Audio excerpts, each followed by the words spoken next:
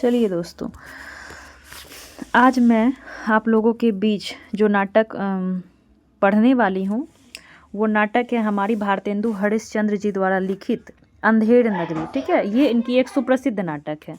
ठीक है, और इस नाटक के प्रकाशन वर्ष की अगर हम बात करें तो इसका प्रकाशन वर्ष है 1881। ठीक है, और इसमें कुल 6 अंक हैं। और ये इसकी विधा क्या है, ये किस प्रकार की नाटक है, तो प्रहसन है। ठीक है, और ये हास्य व्यंग्य शैली में लिखी गई है। सबसे पहले जो स्टार्टिंग होती है तो वहाँ समर्पण के नाम से कुछ पंक्ति दी हुई है। ठीक है, समर्पण के नाम से कुछ पंक्तियाँ हैं यहाँ पे। मान्य योग नहीं होत है को कोड़ु पद पाए, मान्य योग नरते जे केवल पढ़ित जाए। तो इन पंक्तियों से नाटक का प्रारंभ होता है। ठीक है, जे स्वार्थ रत धूर्त हंस से काक चरित रत, ते औरन हत बंशी प्रभु ही नित हो ही समुन्नत। यद्यपि लोक की रीति यही पै अंत धर्म जय, जो नाही यह लोग तदपि छलियन अति जम्भ। नर शरीर में रत्न वही जो पर दुख साथी, खात पियत अरुश्व सत्स्वान मंडुक अरुभाथी। तासो अब लो करी सो पे अब जागिए, गौ श्रुति भारत देश समुनिति में नित लागिए। साच नाम निज करिए कपट, तजी अंत बनाइए, नृप तारक हरिपद भजी साच बड़ाई पाइए। तो इन पंक्तियों से जो है हमारी नाटक प्रारंभ होती है और बेहद ही इम्पोर्टेंट हो जाती हैं, क्योंकि किसी भी रचना की जो होती है ना स्टार्टिंग और अंतिम, ठीक है, वहाँ जो भी चीज़ें दी होती हैं वो ज़्यादा इम्पोर्टेंट होती है। ठीक है, ध्यान रखेंगे। ये जो पंक्तियाँ थी यहाँ पे मान्य योग है ये वाली, ठीक है, और साथ में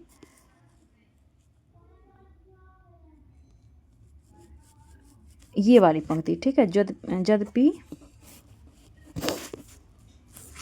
यद्यपि लोक की रीति यही। ठीक है, ये दोनों पंक्तियाँ जो है वो बेहद ही इम्पोर्टेंट हैं।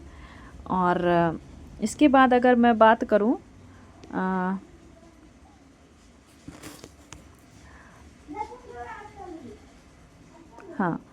ये दोनों पंक्तियाँ इम्पोर्टेंट थी। इसके बाद है हमारी यहाँ पे कुछ श्लोक दी हुई है। छेदश्चंद च्युत चंपक वने, रक्षा करूर द्रुमे, हिंसा हंस मयूर कोकिल कुले, काके सुलीलारति मांत गेन खरक ग्रह, समुतला कर्प कृपाशयो, ऐसा यत्र विचार ना गुनि गणे देशाय तस्मै नमः। ठीक है, ये जो श्लोक दी हुई है ये भी बेहद इंपॉर्टेंट हो जाती है। ठीक है, इसका अर्थ क्या है, देखिए। जो चंदन आम तथा चंपा वन को काटकर कीकर के वृक्ष की रक्षा करता है, जो हंस मोर और कोयल के प्रति हिंसक होकर काक लीला में रुचि लेता है, जो हाथी के बदले गधा खरीदता है और कपूर एवं कपास को उनके श्वेत रंग के कारण एक सा मानता है, और जहाँ के गुणीजन ऐसे ही विचार रखते हो उस देश को नमस्कार है। ठीक है, तो ये श्लोक से प्रारंभ हो चुकी है। अब मैं नाटक जो है मूल नाटक, तो प्रथम अंक की बात करूं तो यहाँ से हमारी नाटक प्रारंभ हो चुकी है। वो समर्पण थी और कुछ श्लोकें दी हुई थी। चलिए प्रथम अंक की बात करें तो पहला अंक है हमारा, स्थान है बाह्य प्रांत। ठीक है, अंकों का क्रम भी बेहद इंपॉर्टेंट है, क्योंकि एनटीए पूछा हुआ है कि तीसरे अंकों का नाम क्या है, दूसरे अंकों का नाम क्या है, ऐसे करके पूछ लेता है, या फिर कभी कभी ऐसे पूछ लेता है कि इन अंकों को क्रमों से लगाइए। ठीक है, प्रथम अंक द्वितीय अंक दे करके इनको क्रम से लगाइए। तो प्रथम अंक है हमारी, स्थान है बाह्य प्रांत। महंत जी 2 चेलों के साथ गाते हुए आते हैं। ठीक है,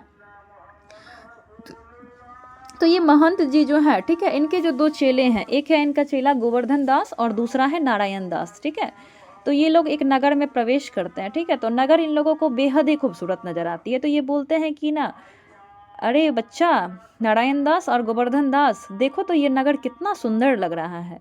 अगर यहाँ ये नगर जितनी सुंदर है, अगर यहाँ से भिक्षा भी जरा सुंदर मिल जाए तो कितना अच्छा हो, और शालिग्राम जी को बाल भोग भी सिद्ध हो।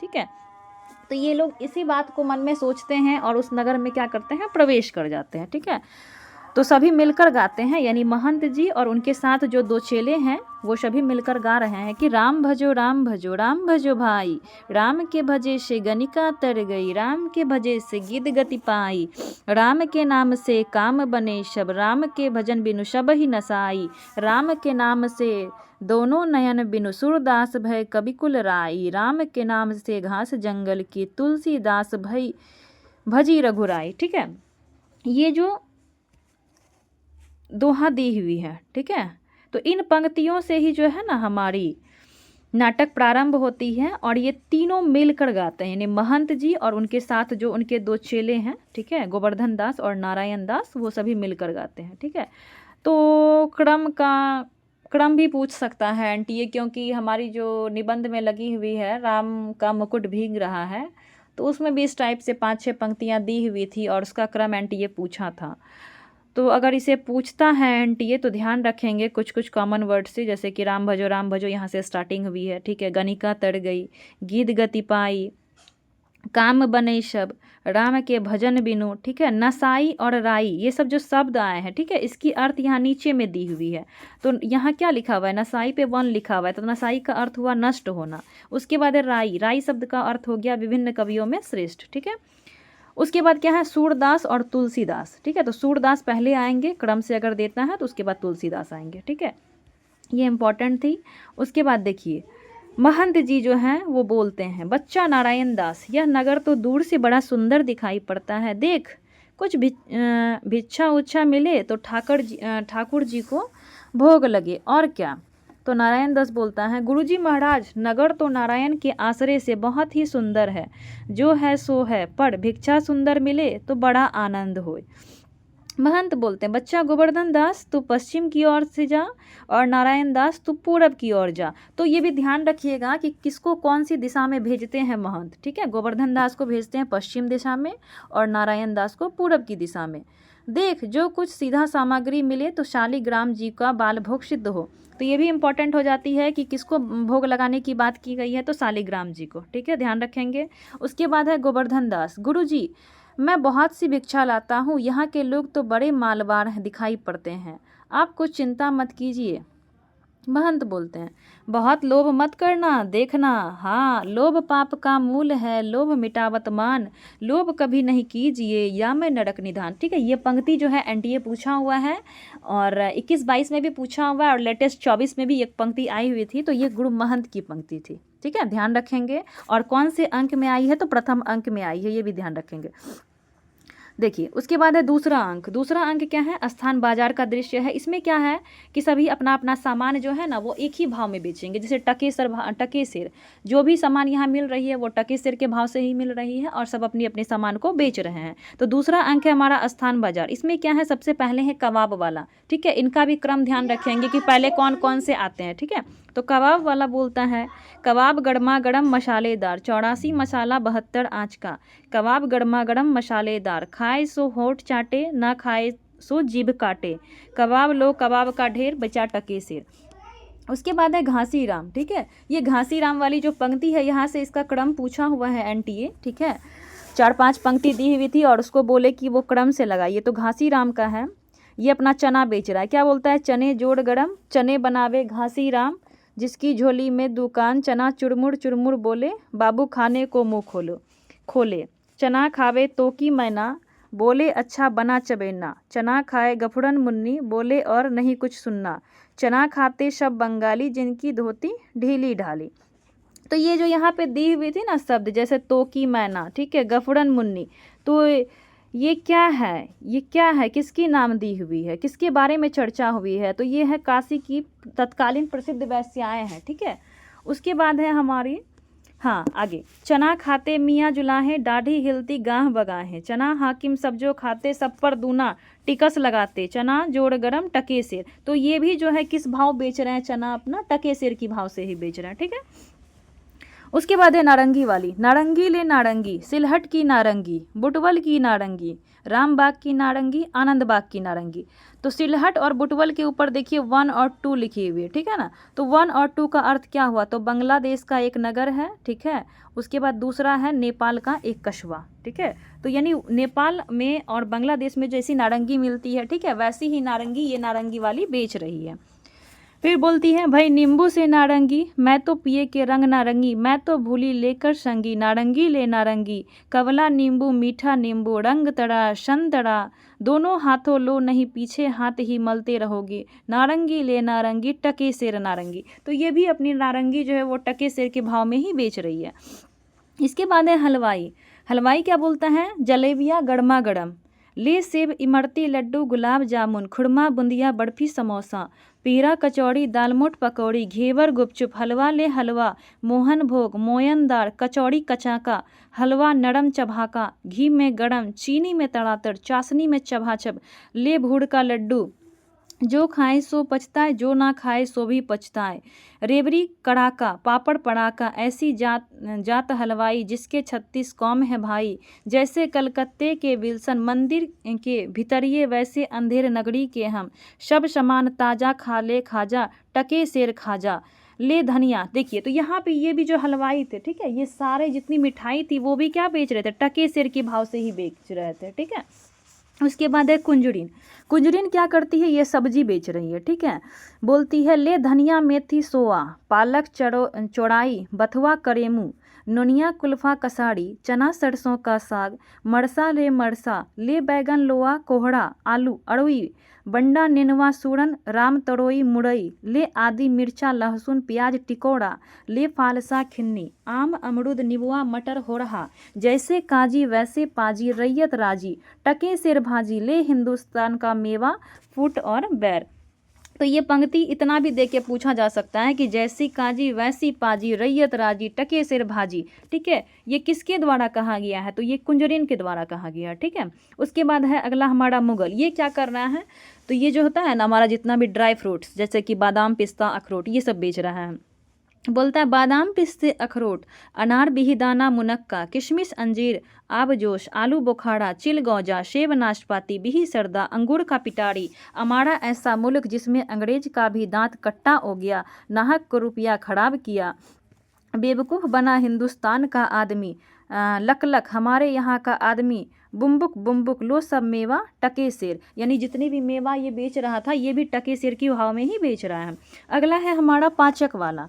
पाचक वाला क्या बोल रहा है कि चूरन अमल बेत का भारी, जिसको खाते कृष्ण मुरारी, मेरा पाचक है पचलौना, जिसको खाता श्याम सलौना, चूरन बना मसालेदार जिसमें खट्टे की बहार, मेरा चूरन जो कोई खाए मुझको छोड़ कहीं नहीं जाए, हिंदू चूरन इसका नाम विलायत पूरन इसका काम, चूरन जब से हिंद में आया इसका धन बल सभी घटाया, चूरन ऐसा हट्टा कट्टा कीना दांत सभी का खट्टा, चूरन चला दाल की मंडी इसको खाएगी सब डस, चूरन अमले सब जो खावे दूनी रिश्वत तुरंत पचावे। ठीक है, तो ये मतलब पूछा हुआ है कि कृष्ण मुरारी, ठीक है, और श्याम सलोना जो वो चूरन खा रहे हैं ये कौन से अंक में इसकी जिक्र हुई है, दूसरे अंक में। ये PYQ क्वेश्चन है, दिसंबर वाले पेपर में 24 में पूछी हुई है क्वेश्चन। ठीक है, कौन से अंकों में बात हुई है पाचक वाले की, ठीक है, ऐसे करके पूछे था।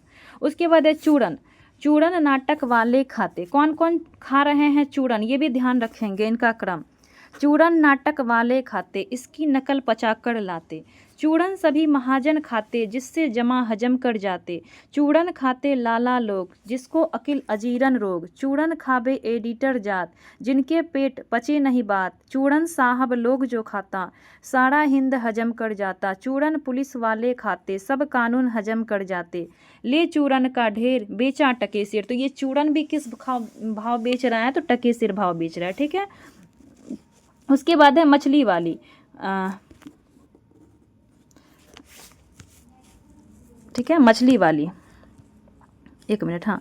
मछली ले मछली, मछड़िया 1 टके के बिकाए, लाख टका के बाला, जोबन नाहक सब ललचाए, नौन मछड़िया रूप जाल में देखत ही फंसी जाए, बिनु पानी मछली सो बिरहिया मिले बिना अकुलाए। ठीक है, तो ये मछली वाली जो थी वो मछली बेच रही थी। उसके बाद है जात वाला ब्राह्मण। ये बोलता है कि जात ले जात टके सेठ जात, 1 टका दो, हम अभी अपनी जात बेचते हैं। टके के वास्ते ब्राह्मण से धोबी हो जाए और धोबी को ब्राह्मण कर दे। टके के वास्ते जैसी कहो वैसी व्यवस्था दे। टके के वास्ते झूठ को सच करे। टके के वास्ते ब्राह्मण से मुसलमान, टके के वास्ते हिंदू से क्रिस्तान। टके के वास्ते धर्म और प्रतिष्ठा दोनों बेचे। टके के वास्ते झूठी गवाही दे। टके के वास्ते पाप को पुण्य माने। टके के वास्ते नीच को भी पितामह बनावे। वेद धर्म कुल मर्यादा सच्चाई बड़ाई सब टके सिर। लुटाए दिया अनमोल माल ले टके सिर। बनिया क्या बेच रहा है, देखिए बनिया बोल रहा है आटा दाल लकड़ी नमक घी चीनी मसाला चावल ले टके सिर। ये भी टके सिर की भाव में बेच रहा है। बाबा जी का चेला गोवर्धन दास आता है और सब बेचने वालों की आवाज़ सुन सुनकर खाने के आनंद में बड़ा प्रसन्न होता है। गोवर्धन दास बोलता है क्यों भाई बनिए, आटा कितने सेर? बनिया बोलता है टके सेर। फिर गोवर्धन दास बोलता है और चावल? बनिया बोलता है टके सेर। फिर गोवर्धन दास बोलता है अच्छा और चीनी? तो बोलता है बनिया टके सेर। गोवर्धन दास बोलता है और घी? बोलता है टके सेर। गोवर्धन दास सब टके सेर सचमुच? बनिया हाँ महाराज, क्या झूठ बोलूँगा। गोवर्धन दास कुंजरीन के पास जाकर क्यों माई भाजी क्या भाव? कुंजरीन बोलती है बाबा जी टके सेर। निनवा मुरई धनिया मिर्चा साग सब टके सेर। गोवर्धन दास सब भाजी टके सेर? वाह वाह वाह वाह, बड़ा आनंद है, यहाँ सभी चीज़ टके सेर। हलवाई के पास जाकर क्यों भाई हलवाई, मिठाई कितने सेर? तो हलवाई बोलता है बाबा जी लड़वा जलेबी गुलाब जामुन खाजा सब टके सेर। गोवर्धन दास वाह वाह वाह वाह, बड़ा आनंद है, क्यों बच्चा मुझसे मशखड़ी तो नहीं करता, सचमुच टके सेर? हलवाई बोलता है हाँ बाबा जी सचमुच सब टके सेर। इस नगरी की चाल ही यही है, यहाँ सब चीज़ टके सेर बिकती है। गोवर्धन दास क्यों बच्चा इस नगर का क्या नाम है? तो हलवाई बोलता है अंधेर नगरी। तो यह ध्यान रखेंगे कि गोवर्धन दास जो है उस नगर का नाम किससे पूछता है, वो तो हलवाई से पूछता है, ठीक है। और फिर बोलता है गोवर्धन दास अच्छा और राजा का क्या नाम है? तो हलवाई चौपट राजा। गोवर्धन दास वाह वाह वाह वाह, अंधेर नगरी चौपट राजा टके सेर भाजी टके सेर खाजा, यही गाता है और आनंद से बगल बजाता है। हलवाई बोलता है तो बाबा जी कुछ लेना देना हो तो लो दो। गोवर्धन दास बच्चा भिक्षा मांगकर 7 पैसे लाया हूँ, 3.5 सेर मिठाई दे दो। गुरु चेले सब आनंद पूर्वक इतने में छक जाएंगे। तो ध्यान रखेंगे कि गोवर्धन दास जो है भिक्षा मांगकर टोटल कितना पैसा वो इकट्ठा किया था, 7 पैसा, और वो 7 पैसे में कितना मिठाई खरीदता है तो 3.5 सेर, ठीक है। हलवाई मिठाई तौलता है, बाबा जी मिठाई लेकर खाते हैं और अंधेर नगरी गाते हुए जाते हैं। अब निकाह गिरती है। इसके बाद है हमारा तीसरा अंक, ठीक है। तीसरा अंक है हमारा जंगल।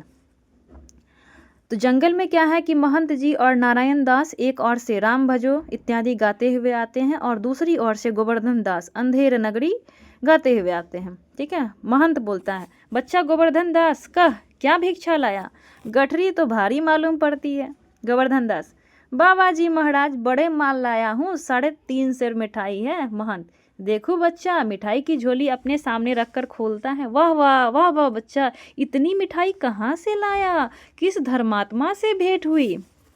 तो गोवर्धन दास गुरुजी महाराज 7 पैसे भीख में मिले थे, उसी से इतनी मिठाई मोल ली है। महंत बच्चा नारायण दास ने मुझसे कहा था कि यहाँ सब चीज़ टके सेर मिलती है, तो मैंने इसकी बात का विश्वास नहीं किया। बच्चा यह कौन सी नगरी है और इसका कौन राजा है जहाँ टके सेर भाजी और टके सेर ही खाजा है? तो गोवर्धन दास बोलता है अंधेर नगरी चौपट राजा टके सेर भाजी टके सेर खाजा। महंत तो बच्चा ऐसी नगरी में रहना उचित नहीं है जहाँ टके सेर भाजी और टके सेर ही खाजा हो। तो इसके बाद यहाँ एक दोहा दी हुई है, ठीक है। ये दोहा जो है महंत की ही है। क्या है कि सेत सेत सब एक से जहाँ कपूर कपास, ऐसे देश कुदेश में कभू न कीजे वास। कोकिला वायस एक सम पंडित मूरख एक, इंद्रायण दाड़िम विषय जहाँ न नेको विवेक। बस ये ऐसे देश नहीं कनक वृष्टि जो होए, रहिए तो दुख पाइए प्राण दीजिए रोए। सो बच्चा चलो यहाँ से, ऐसी अंधेर नगरी में 1000 मन मिठाई मुफ्त ही मिले तो किस काम की, यहाँ एक क्षण नहीं रहना। गोवर्धन दास बोलता है गुरुजी ऐसा तो संसार भर में कोई देश ही नहीं है, 2 पैसा पास में रहने ही से मज़े में पेट भरता है। मैं तो इस नगरी को छोड़कर नहीं जाऊँगा, और जगत दिन भर मांगो तो पेट ही नहीं भरता। तो तो वरंच बाजे बाजे दिन उपवास करना पड़ता है, सो मैं तो यहीं रहूँगा। तो मतलब इसके जो गुरु हैं महंत, वो इसको उपदेश देते हैं कि तुम यहाँ मत रहो, ठीक है, यहाँ सभी चीज़ें एक ही भाव बिक रही है, इस नगरी में रहना ठीक नहीं है, जहाँ हर चीज़ को एक ही मतलब भाव से देखा जा रहा है और सब कोई अंतर है ही नहीं। तो मतलब यहाँ पे क्या होता है कि गोवर्धन दास इसका मतलब महंत की बात को नहीं मानते, ठीक है, वो इसी नगर में ठहर जाते हैं, ठीक है, और इनकी दुर्दशा का परिणाम आप देखेंगे 6वें अंक में आपको नजर आएंगे, ठीक है। तो महंत बोलता है, देख बच्चा, पीछे पछताएगा। गोवर्धन दास, आपकी कृपा से कोई दुख ना होगा, मैं तो यही कहता हूँ कि आप भी यहीं रहिए। महंत, मैं तो इस नगरी में अब एक क्षण भर नहीं रहूँगा, देख मेरी बात मान, नहीं तो पीछे पछताएगा। मैं तो जाता हूँ, पर इतना कहे जाता हूँ कि कभी संकट पड़े तो हमारा स्मरण करना।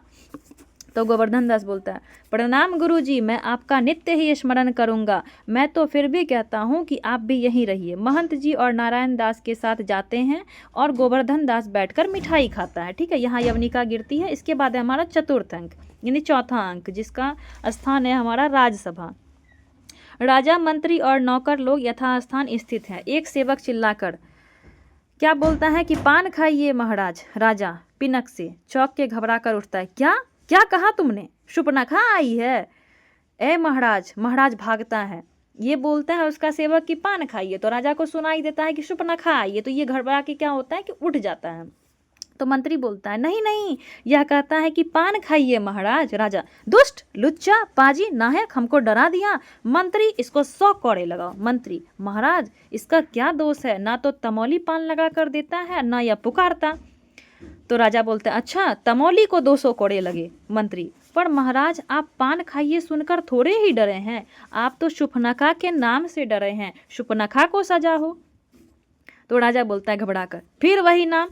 मंत्री, तुम बड़े खराब आदमी हो, हम रानी से कह देंगे कि मंत्री बेर बेर तुमको सौत बुलाना चाहता है। नौकर, नौकर शराब। दूसरा नौकर, एक सुराही में से एक गिलास में शराब उलझ कर देता है, लीजिए महाराज, पीजिए महाराज। राजा मुंह बनाकर पीता है और दे। नेपथ्य में दुहाई है शब्द होता है। कौन चिल्लाता है, पकड़ लाओ। 2 नौकर एक फरियादी को पकड़ लाते हैं, ठीक है। तो यहाँ से इसके क्रम को भी ध्यान में रखेंगे। फरियादी राजा, ठीक है, एक फरियादी जो है, दुहाई है महाराज, दुहाई है, हमारा न्याय हो। राजा, चुप रहो, तुम्हारा न्याय यहाँ ऐसा होगा कि जैसा जम यानी यमराज के यहाँ भी ना होता होगा। बोलो क्या हुआ। तो फरियादी बोलता है, महाराज कल्लू बनिया की दीवार गिर पड़ी, सो मेरी बकरी उसके नीचे दब गई, दुहाई है महाराज, न्याय होए। तो राजा बोलता है नौकर से, कल्लू बनिया की दीवार को अभी पकड़ लाओ। तो मंत्री बोलता है, महाराज दीवार नहीं लाई जा सकती।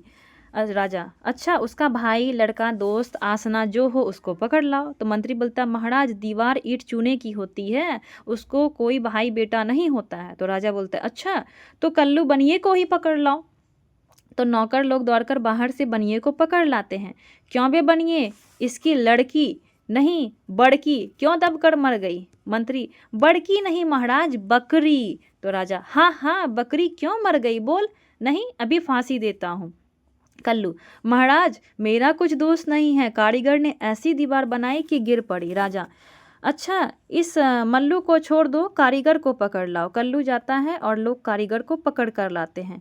क्यों बे कारीगर, इसकी बकरी किस तरह मर गई। कारीगर, महाराज मेरा कुछ कसूर नहीं, चूने वाले ने ऐसा बोदा चूना बनाया कि दीवार गिर पड़ी। राजा, अच्छा, इस कारीगर को बुलाओ। नहीं नहीं, निकालो, उस चूने वाले को बुलाओ। कारीगर निकाला जाता है और चूने वाले को पकड़ कर लाया जाता है। क्यों बे खैर सोपारी चूने वाला, इसकी कुबड़ी कैसे मर गई। बकरी को देखिए क्या बोल रहा है, कुबड़ी। चूने वाला, महाराज मेरा कुछ दोष नहीं, भिस्ती ने चूने में पानी ढेर दे दिया, इसी से चूना कमजोर हो गया। राजा, अच्छा, चुन्नी लाल को निकालो, भिस्ती को पकड़ो। चूने वाला निकाला जाता है, भिस्ती लाया जाता है। क्यों बे भिस्ती, गंगा जमुना की किश्ती, इतना पानी क्यों दिया कि इसकी बकरी गिर पड़ी और दीवार दब गई। यहाँ बोलना चाहिए था कि दीवार के नीचे बकरी दब गई। तो ये क्या बोल रहा है राजा कि बकरी गिर पड़ी और दीवार दब गई, ठीक है।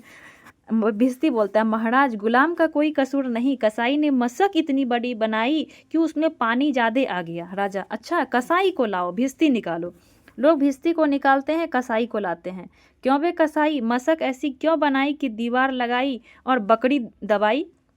कसाई, महाराज गडेरिये ने टके पर ऐसी बड़ी भेड़ मेरे हाथ बेची कि उसकी मशक ही बड़ी बन गई। राजा, अच्छा कसाई को निकालो, गडेरिये को लाओ। कसाई निकाला जाता है और गडेरिया आता है।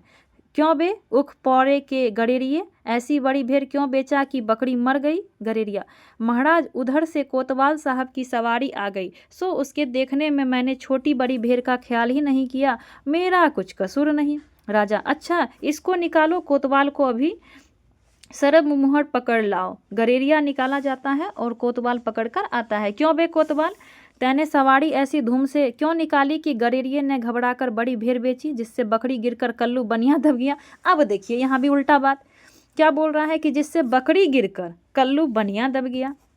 कोतवाल, महाराज महाराज मैंने तो कोई कसूर नहीं किया, मैं तो शहर के इंतजाम के वास्ते जाता था। मंत्री, यह तो बड़ा गजब हुआ, ऐसा ना हो कि यह बेवकूफ़ इस बात पर सारे नगर को फूक दे और फांसी दे दे। यह नहीं, तुमने ऐसे धूम से सवारी क्यों निकाला। राजा, हाँ, यह नहीं, तुमने ऐसे धूम से सवारी क्यों निकाला कि उसकी बकरी दबी। कोतवाल, महाराज महाराज। राजा, कुछ नहीं, महाराज महाराज ले जाओ, कोतवाल को अभी फांसी दो, दरबार बर्खास्त। तो मतलब यहाँ पे ध्यान रखेंगे कि राजा जो है वो किसको फांसी देने की बात करता है, ठीक है, तो कोतवाल को बात करता है, ठीक है, कि कोतवाल को फांसी दो। तो लोग एक तरफ कोतवाल को पकड़कर ले जाते हैं, दूसरी ओर से मंत्री को पकड़कर राजा जाते हैं। यवनिका गिरती है, ठीक है। अगला अंक है हमारा 5वां अंक, स्थान है अरण्य। गोवर्धन दास गाते हुए आते हैं। राग काफी, क्या गा रहे हैं गोवर्धन दास, इसकी राग क्या है, तो राग काफी ध्यान रखेंगे इस पंक्ति में, कभी कभी राग भी पूछ लेता है एनटीए। अंधेर नगरी अनभुज राजा, टके सिर भाजी टके सिर खाजा, नीच ऊंच सब एक ही ऐसे, जैसे भड़वे पंडित तैसे, कुल मर्यादना मान बड़ाई, सबे एक से लोग लुगाई, जात पात पूछे नहीं कोई, हरि को भजे सो हरि को होई, वैस्या जोड़ू एक समाना, बकड़ी गौ करी एक जाना, सांचे मार मारे डोले, छली दुष्ट सिर चढ़ी चढ़ी बोले, प्रगट सभ्य अंतर छल धारी, सोई राजा बल भारी, सांच कहे ते पन ही खावे, झूठ विधि पदवी पावे। तो ये पनही शब्द का अर्थ ध्यान रखेंगे, यहाँ जूता दी हुई है, ठीक है। छलियन के एके आगे, लखा कहो एकहू नहीं लागे, भीतर होई मलिन की कारो, चाहिए बाहर रंग चटकारो, धर्म अधर्म एक दर्शाई, राजा करे सो न्याय सदाई, भीतर स्वाहा बाहर चाँदे, राज करही अमली अरुप्यादे, अंधाधुन मच्यो शब देशा, मानहु राजा रहत विदेशा, गो दीज सूरती आदर नहीं होई, मानहु निरपति विधर्मी कोई, ऊंच नीच सब एक ही सारा, मानहु ब्रह्म ज्ञान विस्तारा, अंधेर नगरी अनबुझ राजा, टके सिर भाजी टके सिर खाजा। तो गुरुजी ने हमको नाहक यहाँ रहने को मना किया था, मना कि देश बहुत बुरा है, पर अपना क्या, अपने किसी राजकाज में थोड़े हैं कि कुछ डर है, रोज मिठाई चावना है और मजे में आनंद से राम भजन करना है, ये सोचता है गोवर्धन दास। यहाँ मिठाई खाता है और 4 प्यादे चारों ओर से आकर उसे पकड़ लेते हैं। पहला प्यादा, चल बे चल, बहुत मिठाई खाया, खाकर मुटाया है, आज पूरी हो गई। दूसरा प्यादा, बाबा जी चलिए नमो नारायण कीजिए। गोवर्धन दास घबरा कर, यह आफत कहाँ से आई, अरे भाई मैंने तुम्हारा क्या बिगाड़ा है जो मुझे पकड़ते हो। पहला प्यादा, आपने बिगाड़ा है या बनाया है,